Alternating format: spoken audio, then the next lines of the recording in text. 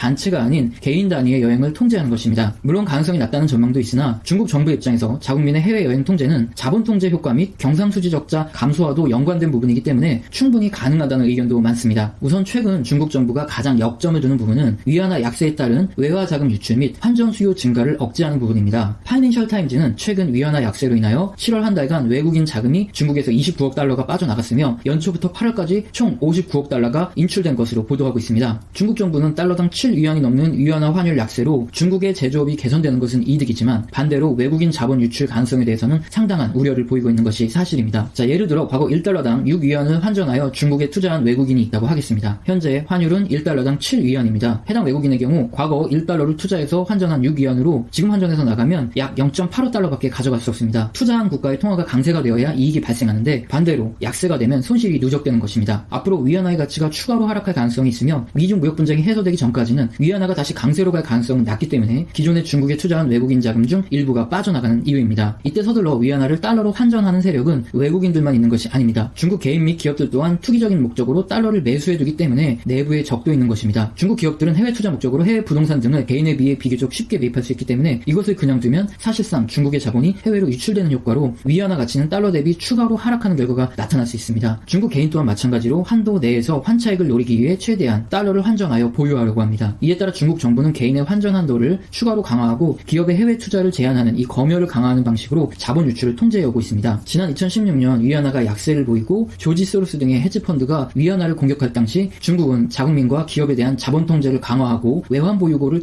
털어내면서까지 위안화를 매수하여 환율 방어에 가까스로 성공했습니다. 하지만 그 결과 중국의 외환 보유고는 2016년 1조 달러나 감소하였습니다. 자, 현재 2016년과 마찬가지로 위안화 환율이 달러당 7위안을 넘어서면서 중국 정부는 자본 통제에 더욱 적극적으로 대응하고 있습니다. 중국의 국가외환관리국은 각 은행의 해외 송금과 외화 매입 상황을 보고받으며 평균을 웃도는 자본 유출이 발견될 경우 해당 은행 업무를 제한할 것이라는 경고를 하고 있습니다. 또한 기업의 해외 거래 상세 자료를 요구하여 해외 투자를 엄격히 제한하고 있으며 개인 또한 마찬가지로 해외 송금의 경우 증빙 절차를 강화하고 과거와 같은 해외 부동산 매수를 위한 환전은 현재 아예 불가능한 상황입니다. 자국민의 해외여행이 증가하면 위안화를 환전해야 하고 해외 송금 수요가 증가하기 때문에 중국 정부의 해외여행 통제는 자본 통제의 취지에 부합합니다. 뿐만 아니라 여행 통제는 중국 정부가 현재 신경 쓰고 있는 경상수지 악화 문제의 해결책이기도 합니다. 2018년 중국은 2001년 이후 처음으로 경상수지 적자를 경험합니다. 경상수지는 국가가 얼마의 달러를 벌어들였느냐를 알 수 있는 지표인데요. 중국은 무역을 통해서 달러를 벌어들이고 있지만 반대로 여행 등 서비스 수지에서 적자폭이 커지고 있어서 경상수지가 점점 악화되고 있습니다. 경상수지는 외국인들이 해당 국가에 투자를 하는 중요한 척도이기 때문에 외인 자금을 붙잡아 두어야 하는 중국 입장에서 상당히 중요한 문제입니다. 경상수지가 증가해서 달러를 잘 벌어들이는 국가로 해외 자금의 투자가 크게 몰릴 수밖에 없으며 반대로 돈을 많이 써서 경상수지가 적자인 국가에서 해외 투자금은 좀 더 빠르게 이탈하기 때문이죠. 그림의 중국 경상수지와 해외 투자 차트를 보면 대체적으로 경상수지가 증가할 때 해외 투자도 증가하는 모습이 나타나고 있으며 경상수지가 둔화될 우려가 발생하면 해외 투자금이 빠르게 이탈하는 것을 볼 수 있습니다. 자, 이렇게 중국의 경상수지를 분해해보면 대부분 무역을 통한 상품 수지에서 흑자를 보이는 반면 해외여행 등 서비스 수지에서 적자를 보임에 따라 경상수지가 악화되는 것을 볼 수 있습니다. 특히 점점 여행 인구가 늘어나면서 경상수지가 악화되는 문제는 중국 정부에서 최대 골칫거리입니다. 가뜩이나 최근 위안화 약세로 외인 자금 이탈이 우려되는 상황에 자국민들의 여행 증가로 경상수지가 악화되면 해외 투자 자금이 이탈이 가속화될 수 있기 때문입니다. 이에 따라 최근 홍콩 시위를 구실로 중국 정부는 자국민과 기업에 대한 자본 통제를 강화하고 있으며 향후 개인 여행 통제 및 환전 및 송금 제한 등의 추가 규제가 실시될 가능성이 있습니다. 이러한 중국의 정책 변화로 일본의 입장에서는 최악의 상황을 맞이하고 있습니다. 일본의 플랜은 우리나라의 여행 불매 운동으로 감소한 여행객을 중국 관광객의 적극적인 유치로 상쇄시키려는 계획을 하고 있었기 때문입니다. 그러나 미쓰비시, UFJ, 모건 스탠리 증권은 최근 위안화 약세로 가고 엔화가 강세로 가는 것이 여행에 미치는 영향에 대해서 다음과 같이 분석하고 있습니다. 자, 일본 여행에서 위안화 환율이 10% 떨어질 경우 중국 관광객 1인당 지출액은 29,000엔 줄어들 것으로 추산을 했고 엔 위안화 환율이 4개월간 10%가량 떨어진 만큼 일본을 방문하는 중국 관광객의 수가 일정하다고 가정을 해도 올해 중국 관광객의 소비액은 2,430억엔 2조 7,062억 원의 규모만큼 줄어들 것으로 전망을 하고 있습니다. 중국 관광객이 현재 상태를 유지한다고 해도 위안화 약세로 중국인들의 구매력이 자동으로 감소하여 일본의 여행 수익이 감소할 수밖에 없다는 것이죠. 자, 여기에 엎친 데 덮친 격으로 중국의 자본 통제가 강화되고 위안화의 외화 환전 및 송금 제한 등이 강화될 가능성이 높으며 여행 통제 등의 조치가 있을 경우 중국의 여행객마저 감소하기 시작하면 일본의 여행 산업은 크게 위축될 가능성이 높다는 것입니다. 2018년 기준 도움이 되는 것도 사실입니다. 그래서 일본에서는 우리가 불매운동으로 일본 여행을 안 가니까 한국 관광객들은 안 와도 상관없다. 돈을 많이 쓰는 중국인들이 와서 아무 타격도 없다. 이런 반응이 대부분이었습니다. 그리고 실제로 일본 정부에서는 한일 관계 악화로 한국 관광객이 급감하자 한국인 감소분을 보충하기 위해서 중국 관광객 유치에 힘을 써왔습니다. 결국 일본의 바람대로 최근 중국인들이 일본 여행을 많이 가고 한국 관광객에 의존을 많이 하는 일본의 지방 도시와는 달리 일본 중심부에는 돈을 많이 쓰는 중국인들 덕분에 큰 타격이 없어 보였습니다. 실제로 중국인들은 씀씀이가 크기 때문에 일본을 방문한 관광객 1인당 소비액은 중국인이 약 22만엔, 우리 돈 250만원 정도로 다른 외국인들에 비해 비중이 훨씬 높습니다. 그래서 중국은 일본을 방문한 전체 관광객 소비의 30%나 차지하고 있었습니다. 그런데 여러분, 최근에 기쁜 소식이 들려오고 있습니다. 중국인들이 위안화 약세로 구매력이 약화돼서 일본 관광산업에 비상이 걸렸다는 겁니다.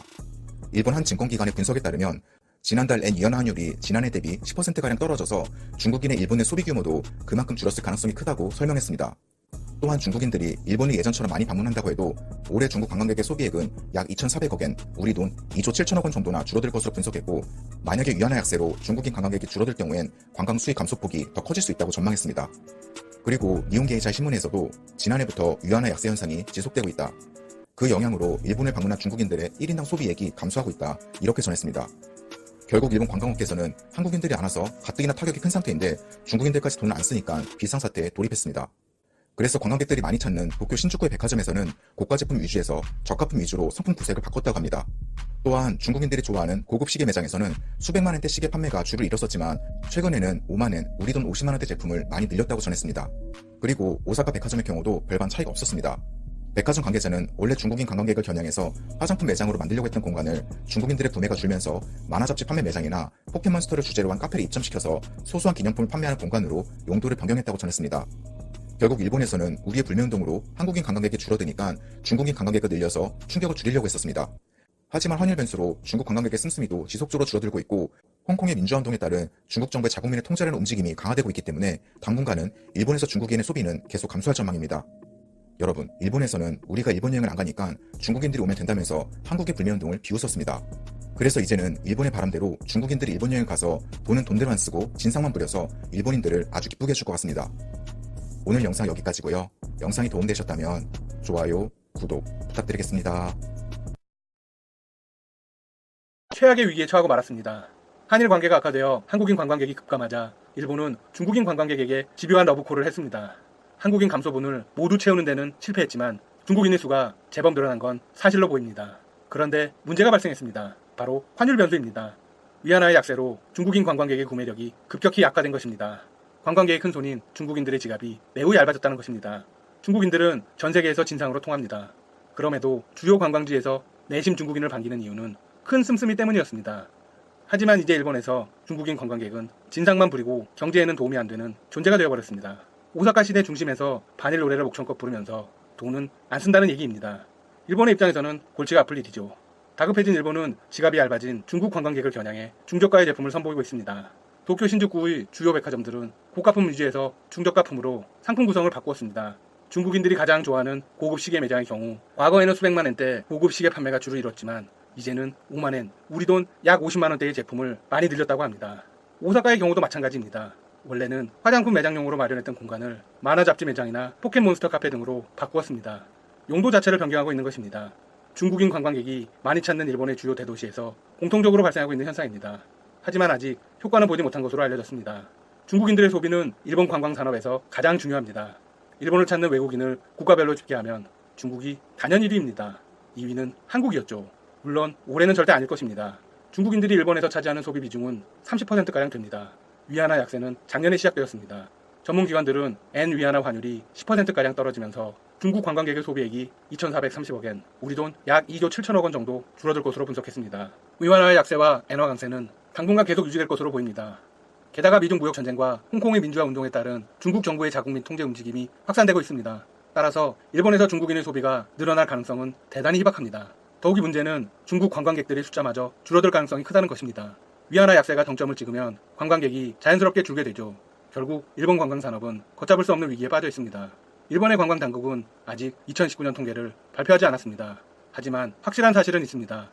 가판대에 놓인 물건을 싹쓸이하던 중국인 관광객은 더 이상 볼 수 없다는 것입니다. 우리나라의 일본 여행 불매운동이 빛을 발하고 있습니다. 일본 정부는 우리나라에 다시 손길을 내밀 수밖에 없습니다. 앞으로의 상황이 궁금한 이유가 여기에 있습니다. 지금까지 닥터시사TV였습니다. 여러분 시청해주셔서 감사합니다. 구독과 좋아요 부탁드립니다.